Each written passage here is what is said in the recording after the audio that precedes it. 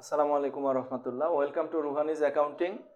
আজকে উচ্চ মাধ্যমিক হিসাব বিজ্ঞান প্রথম পত্রের আর্থিক বিবরণী নবম অধ্যায়। এই অধ্যায়ের লেকচার 2। আমাদের আজকের আলোচ্য বিষয় হচ্ছে যে আয় বিবরণী, মালিকানা সত্ত্ব বিবরণী এবং আর্থিক অবস্থার বিবরণী কিভাবে প্রস্তুত করতে হয়। তো আমরা গত লেকচারে উপাদানগুলো জেনে গেছি যে কোন উপাদানটা কোথায় বসে। এখন এই যে আয় বিবরণীটা নরমালি দুই রকমের প্রতিষ্ঠানের হয়, একটা হচ্ছে সেবা প্রদানকারী প্রতিষ্ঠান আর একটা হচ্ছে পণ্য ক্রয় বিক্রয়কারী প্রতিষ্ঠান। এই সেবা প্রদানকারী প্রতিষ্ঠানের দুই রকমের, এক ধাপ বিশিষ্ট আয় বিবরণী এবং বহু ধাপ বিশিষ্ট আয় বিবরণী। তবে নরমালি সেবা প্রদানকারী প্রতিষ্ঠানের আয় বিবরণী এক ধাপ বিশিষ্ট আয় বিবরণী আসে, আর হচ্ছে পণ্য ক্রয় বিক্রয়কারী প্রতিষ্ঠানের আয় বিবরণী বহু ধাপ বিশিষ্ট আয় বিবরণী আসে। তো আমি আজকে এক ধাপ বিশিষ্ট আয় বিবরণী এবং সেবা প্রদানকারী প্রতিষ্ঠানের এটা নিয়ে আলোচনা করব। চেষ্টা করব যে তিনটা অংশ আমরা এক জায়গায় করতে। আরেকটা অংশ হচ্ছে মালিকানা সত্ত্ব বিবরণী, যেহেতু বোর্ডে জায়গা নেই আমি এটা লিখি নাই। তো একবারে আয় বিবরণী এবং আর্থিক অবস্থার বিবরণী এবং মালিকানা সত্ত্ব বিবরণী আমরা প্রস্তুত করব। আয় সমূহ এর সাথে বাদ যাবে হচ্ছে খরচ সমূহ। আয় থেকে যদি খরচ বাদ দিই তাহলে আমরা কি পাবো? নেট মুনাফা পাবো। আর এইখানে হবে দুই ভাগে বিভক্ত, একটা হচ্ছে সম্পদ। সম্পদ আবার দুইটা, চলতি সম্পদ, এরপরে হচ্ছে স্থায়ী সম্পদ। স্থায়ী সম্পদ এরপরে হচ্ছে আরো আছে যদি প্রশ্নে বিনিয়োগ থাকে, তো এই অঙ্কটাতে বিনিয়োগ নাই। এরপরে হচ্ছে দায় ও মালিকানা সত্ত্ব। প্রথমে হবে চলতি দায়, চলতি দায়। এরপরে হবে হচ্ছে দীর্ঘমেয়াদী দায়, দীর্ঘমেয়াদী দায়। আর এরপরে হবে হচ্ছে মালিকানা সত্ত্ব। এই হচ্ছে একটা ব্যালেন্স শিট বা আর্থিক অবস্থার বিবরণী। প্রথমে সম্পদ, চলতি সম্পদ, স্থায়ী সম্পদ, এরপরে হচ্ছে বিনিয়োগ, এরপরে দায় ও মালিকানা সত্ত্ব, চলতি দায়, দীর্ঘমেয়াদী দায়। এটা হচ্ছে দীর্ঘমেয়াদী দায় এবং মালিকানা সত্ত্ব। মালিকানা সত্ত্বের জন্য মালিকানা সত্ত্ব বিবরণী করতে হবে, করে ওই আনসারটা এখানে নিয়ে আসতে হবে। ক্লিয়ার? তো আমরা আগের দিনে যে লেকচারটা করছি কোন উপাদান কোথায় যায়, আমার হাতে একটা কোশ্চিন আছে, এই যে কোশ্চিন। তো এইখানে এই যে কোশ্চিনে সমন্বয় আছে কিছু, আমরা পড়ছি হিসাব 5 প্রকার, 5 প্রকার, এর বাইরেও পড়ছি 5টা, সব এখানে আছে। তো আমরা উপাদানগুলোকে ভাগ করে করে যেটা যেখানে যায় সেটা বসাবো। যেমন প্রথম উপাদানটা আছে অফিস সরঞ্জাম, তাহলে এটা সম্পদ, তাই না? তাহলে অফিস সরঞ্জাম কোথায় যাবে? আর্থিক অবস্থার বিবরণীতে, 1,40,000। এরপরে হচ্ছে সাপ্লাইজ আছে 7,000, কিন্তু সমন্বয়ে বলা আছে সাপ্লাইজ অব্যবহৃত হয়েছে 2,000।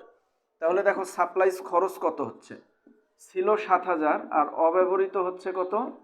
অব্যবহৃত হচ্ছে 2,000, তার মানে খরচ হয়ে গেছে কিন্তু 5,000। তাহলে এখানে আমরা লিখবো হচ্ছে সাপ্লাইজ, অব্যবহৃত সাপ্লাইজ বা শুধু সাপ্লাইজ হচ্ছে 2,000 টাকা, মানে যেটা আমাদের হাতে আছে। এখানে বলছে অব্যবহৃত রয়েছে 2,000, প্রত্যেকটা সমন্বয়ের কাজ হবে দুইবার। তাহলে এইখানে আমরা ওই 7,000 থেকে যেটা অব্যবহৃত 2,000 বাদ দিয়ে কিন্তু 5,000 পেয়েছি। তাহলে এইখানে একবার হলো আর এই যে এইখানে একবার, কয়বার হলো? দুইবার। এরপরে আছে ভাড়া, ভাড়া আছে 36,000, কিন্তু বলা আছে 3 বছরের জন্য। তাহলে ভাড়া খরচ 36,000কে ভাগ করব 3 দ্বারা, তার মানে ভাড়া খরচটা হচ্ছে 12,000 টাকা। তাহলে ভাড়া 36,000-এর যদি 12,000 খরচ হয়ে যায়, তাহলে অগ্রিম ভাড়া কত আমাদের? অগ্রিম ভাড়া হচ্ছে বাকি 24,000। ক্লিয়ার? কারণ 2 বছর হচ্ছে অগ্রিম। এরপরে নগদ তহবিল আছে হচ্ছে 45,000। তাহলে এইখানে আমরা লিখব নগদ কত? নগদ হচ্ছে 45,000।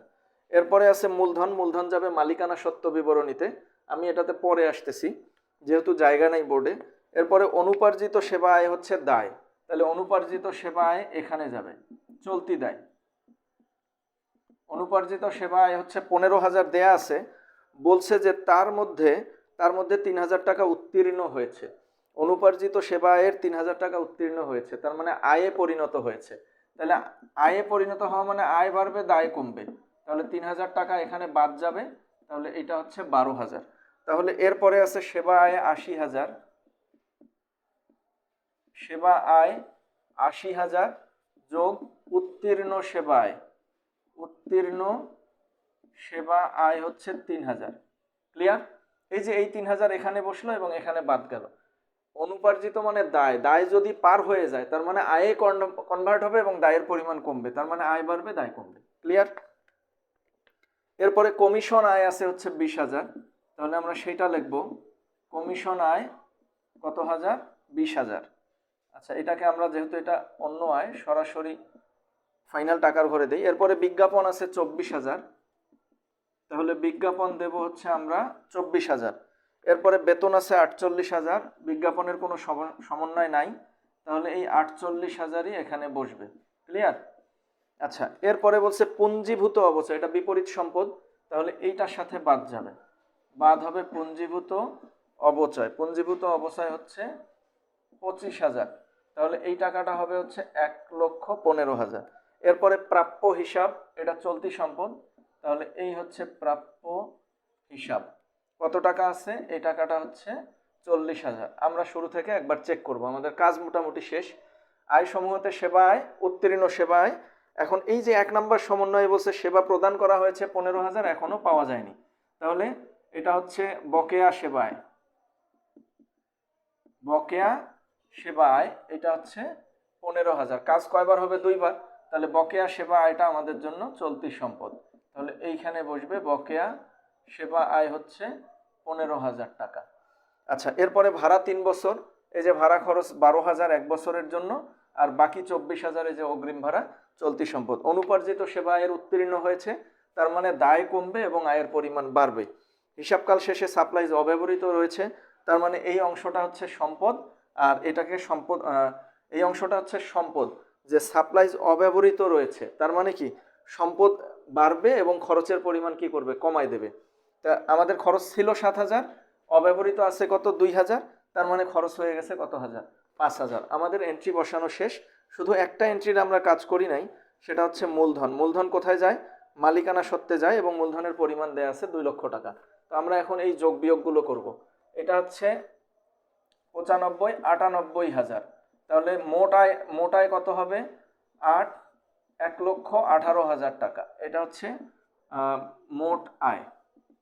মোট আয়। এখন আমরা মোট ব্যয়টা নির্ণয় করব, সেটা হচ্ছে 48,000 যোগ হচ্ছে 24,000 যোগ 12,000 যোগ হচ্ছে 5,000, টোটাল হচ্ছে 89,000 টাকা। তাহলে আমরা এই টাকাটার সাথে এই টাকাটাকে বিয়োগ করব, এটার নাম হচ্ছে মোট খরচ। তাহলে এখন মোট আয় থেকে মোট খরচ বাদ দিলে হচ্ছে নিট মুনাফা। তাহলে 1,18,000 থেকে বিয়োগ হবে হচ্ছে 89,000, কত টাকা বের হয়? 29,000 টাকা। কত টাকা বের হয়? 29,000 টাকা। তাহলে আমি এইটাকে একটু মুছে দিলাম, যে আমি এই জায়গাতে মালিকানা সত্ত্ব বিবরণীটা করে নেব। তোমরা জাস্ট মনে রাখো যে নিট মুনাফা আমাদের 29,000 টাকা। ক্লিয়ার? তাহলে মালিকানা সত্ত্ব বিবরণী, আমাদের মূলধন ছিল 2 লক্ষ টাকা, এটা হচ্ছে মালিকানা সত্ত্ব বিবরণী। এটা খুবই ইজি, একটা টাকার ঘর হলেই হবে। মালিকানা সত্ত্ব বিবরণী, এটা হচ্ছে হিসাবের নাম, আর এটা হচ্ছে টাকা। প্রথমে আমরা দেব মূলধনটা, মনে আছে তো কি কি উপাদান? মূলধন হচ্ছে 2 লাখ, এর সাথে উত্তোলন থাকলে বাদ যাবে, আর নিট মুনাফা হলে যোগ হবে, নিট ক্ষতি হলে বিয়োগ হবে। নিট মুনাফা 29,000, তাহলে 2,29,000। এটার নাম হচ্ছে সমাপনী মালিকানা সত্ত্ব। এই যে মালিকানা সত্ত্বের ঘরে এসে ওই আনসারটাকে আমরা বসায় দেব, সমাপনী মালিকানা সত্ত্ব। একদম ফাইনাল টাকার ঘরে 2,29,000। এখন চলতি সম্পদটা আমরা যোগ করব, 45,000 যোগ হচ্ছে 2,000 যোগ অগ্রিম ভাড়া 24,000, এটা কিন্তু 24,000। হ্যাঁ, এর সাথে যোগ হবে হচ্ছে প্রাপ্য হিসাব 40,000, যোগ হবে বকেয়া সেবায় হচ্ছে 15,000, তাহলে 1,26,000 হবে মোট চলতি সম্পদ। আর মোট স্থায়ী সম্পদ 1,15,000, যোগ হবে 1,15,000, 1,15,000, তাহলে টোটাল হচ্ছে 2,41,000 টাকা আমাদের মোট সম্পদ। এই যে এইটার নাম কি? মোট সম্পদ। এটার নাম মোট স্থায়ী সম্পদ। ক্লিয়ার? আর এটার নাম হচ্ছে মোট চলতি সম্পদ। তাহলে এই যে অনুপার্জিত সেবায় এটা কত হচ্ছে? টোটাল চলতি দায় কত হচ্ছে? 12,000। দীর্ঘমেয়াদী দায় এখানে নাই, তাহলে 12,000 আর যোগ 0, তাহলে টোটাল কত হচ্ছে? 12,000। এটার নাম তোমরা দিতে পারো মোট দায়। এটার নাম কি দেওয়া যেতে পারে? মোট দায়। ক্লিয়ার? দীর্ঘমেয়াদী দায় আর শিরোনাম না দিয়ে যে এখানে কিছু নাই, তাহলে এইটার নাম আমরা দিতে পারি মোট দায়, হচ্ছে 1,12,000। এবার মালিকানা সত্ত্ব যদি যোগ করি, যে এটা হচ্ছে এটা 12,000, শুধু 12,000, তাহলে 12,000 যোগ হচ্ছে 2,29,000, তাহলে টাকাটা হচ্ছে 41,000। যদি রেওয়া মিল ঠিক থাকে, যদি রেওয়া মিলের ডেবিট এবং ক্রেডিটের যোগফলটা ঠিক থাকে, তাহলে অবশ্যই অঙ্ক মিলতে হবে। এখন যদি তোমরা নিট মুনাফাতে ভুল করো, তাহলে অঙ্ক কিন্তু কখনো হবে না এবং কোনোদিনও মিলবে না। তাহলে এই যে আমরা অঙ্ক শেখার পরে এখন সূত্রটা জানবো যে এক ধাপ বিশিষ্ট আয় বিবরণীর নিয়ম হচ্ছে আয় থেকে ব্যয় বাদ যায়। সকল আয় এক জায়গায় করব, সকল ব্যয় এক জায়গায় করব, করে আয়ের যোগফল থেকে ব্যয়ের যোগফল বাদ যাবে। যদি পজিটিভ ব্যালেন্স আসে নিট মুনাফা, আর নেগেটিভ ব্যালেন্স আসলে হচ্ছে নিট ক্ষতি। এরপরে মূলধনের সাথে উত্তোলন বাদ দিয়ে দেবো যদি কোশ্চিনে থাকে, আর নিট মুনাফা হলে যোগ করব, আর নিট ক্ষতি হলে বিয়োগ করব। তাহলে কি পাবো? সমাপনী মালিকানা সত্ত্ব। এরপরে আর্থিক অবস্থার বিবরণী, সম্পদ একদিকে, দায় ও মালিকানা সত্ত্ব একদিকে। সম্পদকে ভাগ করব চলতি সম্পদ, স্থায়ী সম্পদ, বিনিয়োগ থাকলে বিনিয়োগ একটা শিরোনাম দেব, আর যদি কোনো অবাস্তব বা ভুয়া বা অলিক সম্পদ থাকে সেটার জন্য একটা শিরোনাম দেব। কোশ্চিন হচ্ছে অবাস্তব বা ভুয়া বা অলিক সম্পদ কোনগুলো, নাম বলতেছি আমি, এটা নোট ডাউন করে নিও। প্রাথমিক খরচ, বিলম্বিত বিজ্ঞাপন, দায় গ্রাহকের কমিশন, শেয়ার অবহার বা শেয়ার বাট্টা বা শেয়ার ডিসকাউন্ট। নর্মালি আসলে এর মধ্যেই আসবে, আরও অনেক আছে, এগুলো আমরা আস্তে আস্তে জেনে নেব। তাহলে চলতি সম্পদ, স্থায়ী সম্পদ, এরপরে শিরোনাম দুইটা কি কি হতে পারে? একটা শিরোনাম হতে পারে বিনিয়োগ, কোশ্চিনটা দেখে নিবা আগে আছে কি নাই, বিনিয়োগ নামেই থাকবে, বা সেভিংস সার্টিফিকেট ক্রয় বা শেয়ার ক্রয় এই নামে থাকবে, তবে ডেবিট দিকে। আর ফাইনালি হচ্ছে অলিক সম্পদ বা অবাস্তব সম্পদ বা ভুয়া সম্পদ বা অসমন্বিত ব্যয়। ঠিক আছে, তাহলে সেগুলো কি কি? প্রাথমিক খরচ, বিলম্বিত বিজ্ঞাপন, দায় গ্রাহকের কমিশন, শেয়ার অবহার বা শেয়ার বাট্টা বা শেয়ার ডিসকাউন্ট। ক্লিয়ার? তাহলে সব যোগ করলে আমরা পেয়ে যাব হচ্ছে মোট সম্পদ। এরপরে চলতি দায়, এরপরে হচ্ছে দীর্ঘমেয়াদী দায়। দীর্ঘমেয়াদী দায়তে কি কি বসে নরমালি? লোন বা ঋণ, এরপরে ডেট, বন্ড, ডিবেঞ্চার, এই জিনিসগুলো বসে হচ্ছে দীর্ঘমেয়াদী দায়তে। তোমরা প্রথম লেকচারটা ভালো করে দেখবা, হিসাব বিজ্ঞানের প্রথম অধ্যায়টা ভালো করে দেখলে হিসাবের শ্রেণী বিভাগ ওখানে আলোচনা করা আছে। আর ফাইনালি মালিকানা সত্ত্ব, সমাপনী মালিকানা সত্ত্ব।